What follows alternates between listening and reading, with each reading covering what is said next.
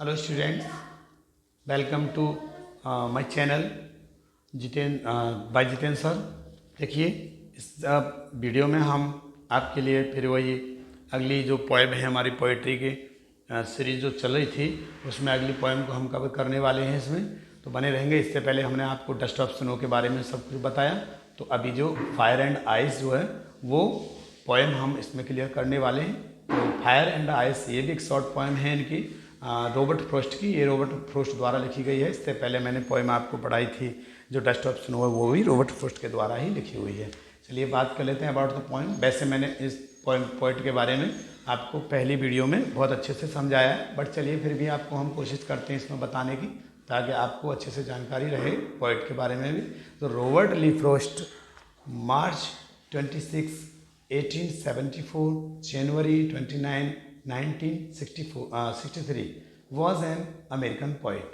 जैसा कि बताया गया है कि रॉबर्ट ली फ्रॉस्ट इनका जो बीच का नाम है, लिए ध्यान रखेंगे। ये कभी भी आप तैयारी करते हैं किसी भी एग्ज़ाम की तो रॉबर्ट फ्रॉस्ट इनमें पोइट आते हैं पीजीटी टेस्ट में। जो कभी तैयारी करेंगे, अभी तो आप 10th क्लास की तैयारी कर रहे हैं तो आप इनके बारे में इतना ही समझ लेंगे जितना इसके बारे में दे रखा है, ठीक है।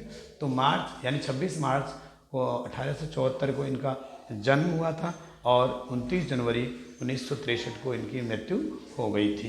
यानी ये एक अमेरिकन पोइट थे। अब इसके बाद his work was initially published in England before it was published in the United State, known for his realistic depictions of rural life and his command of America colloquial speech. देखिए इसके बाद में इन्होंने बताया है कि संयुक्त राज्य अमेरिका में प्रकाशित होने से पहले, है ना, तो संयुक्त राज्य अमेरिका में प्रकाशित यानी संयुक्त राज्य अमेरिका इसको बोलते हैं। संयुक्त राज्य अमेरिका में प्रकाशित होने से पहले उनका जो काम शुरू में इंग्लैंड में प्रकाशित हुआ था स्टूडेंट, ठीक है। और ग्रामीण जीवन के यानी रूरल लाइफ की जो बात बता रहे हैं, ग्रामीण जीवन के जो यथार्थवादी चित्रण थे, उन्होंने चित्रण या चिंतन और अमेरिका की बोलचाल की भाषाएं उनकी पकड़ के लिए उनको जाना जाता है।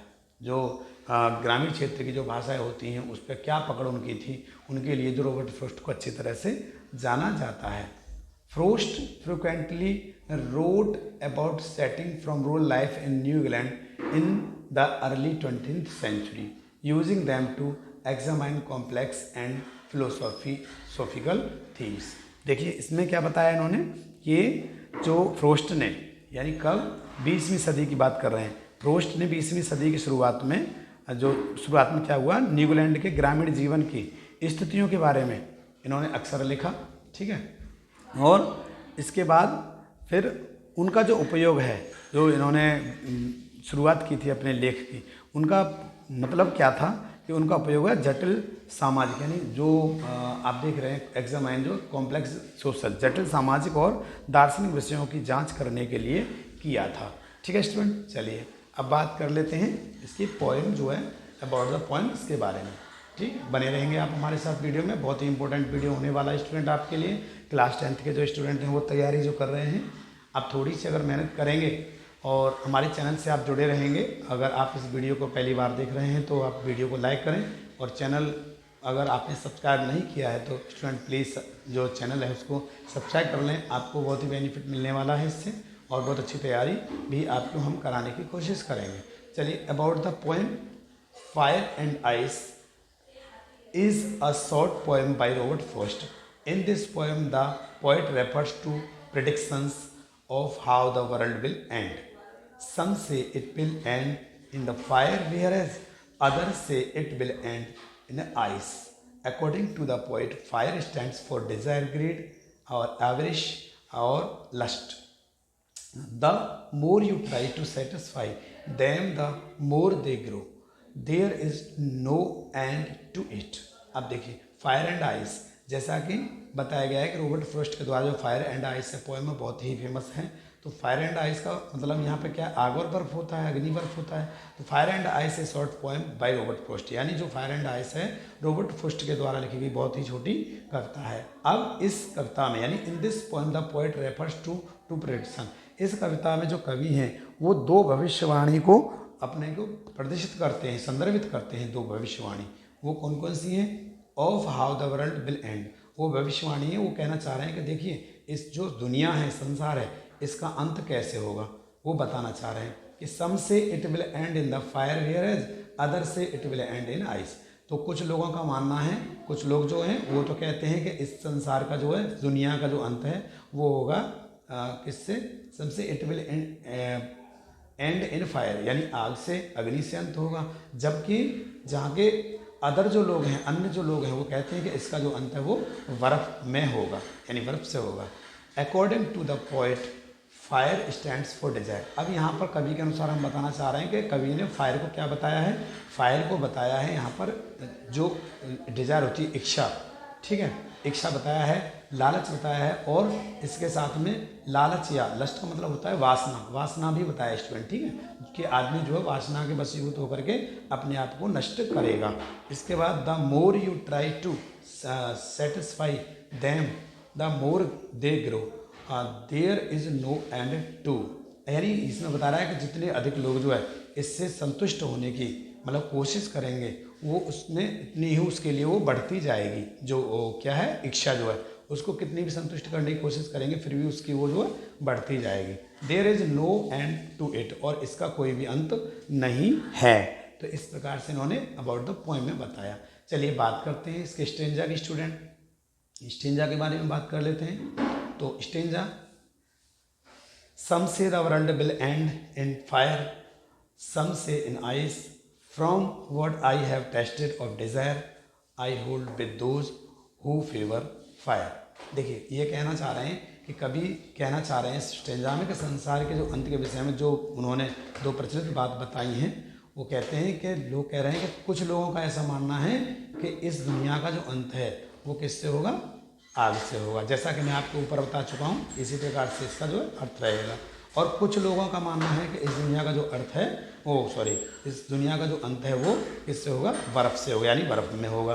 From I have tested of Dzire. अब मैंने क्या किया है कि मैंने इस जो इच्छा है उसका स्वाद चखा है, और स्वाद चखने के बाद में मैंने बताया आई hold with those who favour fire, और मैं उन लोगों के पक्ष में हूँ जो लोग ये कहना चाह रहे हैं कि इस दुनिया का जो अंत है वो फायर से होगा, मीन्स डिजायर से होगा, इच्छा के कारण होगा। तो स्टूडेंट ये स्टेंजा का जो अर्थ है वो मैंने आपको समझा दिया। चलिए इसके बाद में, क्योंकि जो डिजायर होती हैं वो असीमित होती हैं, है ना, आगे चलते हैं। But if it had to perish twice, I think I know enough of hate to say that for destruction ice is also great and would suffice। देखिए इसके बाद जो suffice कहते हैं इसको, जो है पर्याप्त, ठीक है। बट इफ़, अब वो कहना चाह रहे हैं, लेकिन कभी ये भी कहना चाह रहे हैं कि यदि यहाँ बात ये आती है कि इसका जो अंत है संसार का बर्फ से भी होगा, यानी दोनों का होगा, जो कि अग्नि का भी प्रतीक रहा है उससे होगा, तो यहाँ पर I think I know enough of it, जो घृणा है, यानी यहाँ पे आइस को घृणा बताया गया है। आइस को जो प्रतीक है, आइस जो है वो घृणा का प्रतीक है, कि वो कहते हैं कि बिल्कुल ये बात सत्य है, अगर दोनों तरीके से इसका एंड किया जाता है तो जो है घृणा करना भी बहुत इनफ पर्याप्त रहेगा, यानी घृणा से भी कोई व्यक्ति जो है उसको हानि पहुंचा सकता है, उतनी ही हानि उसको होगी। To say that for destruction ice is also great, और वो ये कहना चाहते हैं कि जो बर्फ है वह भी एक महान का प्रतीक, महान मानते हैं उसको जो है, यानी संसार के लिए उतनी ही हानिकारक है जितना ईर्ष्या की जो भांति घृणा भी संसार को नष्ट कर देती है। तो उन्होंने बताया है कि यहाँ पर संसार को नष्ट करने की दो चीज़ें बताई हैं स्टूडेंट। इसके अंत में क्या क्या बताया है, एक तो बताया उन्होंने जो फायर है उसको, जो कि अग्नि का प्रतीक बताया गया है, मीन्स डिज़ायर, इच्छा बताया गया है, और दूसरी इसको बर्फ है जो उसको बताया गया है, इसका मतलब घृणा, यानी जो डिजायर है उसको तृष्णा और की भांति ही घृणा भी संसार को नष्ट कर सकती है। तो इस प्रकार से स्टूडेंट उन्होंने फायर एंड आइस को बहुत ब्रीफली आपको समझाने की कोशिश की, और हमने भी आपको समझाने की कोशिश यहाँ पर की है कि व्यक्ति के अंदर दो ही एक इच्छाएँ, एक इच्छा और एक घृणा रहेगी, जो आने वाले समय में प्रत्येक व्यक्ति अपने ही इच्छा के कारण और अपनी घृणा के कारण झुलस जाएगा, मीन्स दुनिया का अंत हो जाएगा। तो ठीक है स्टूडेंट, आपको हमने समझाने की कोशिश की। Thanks for watching video.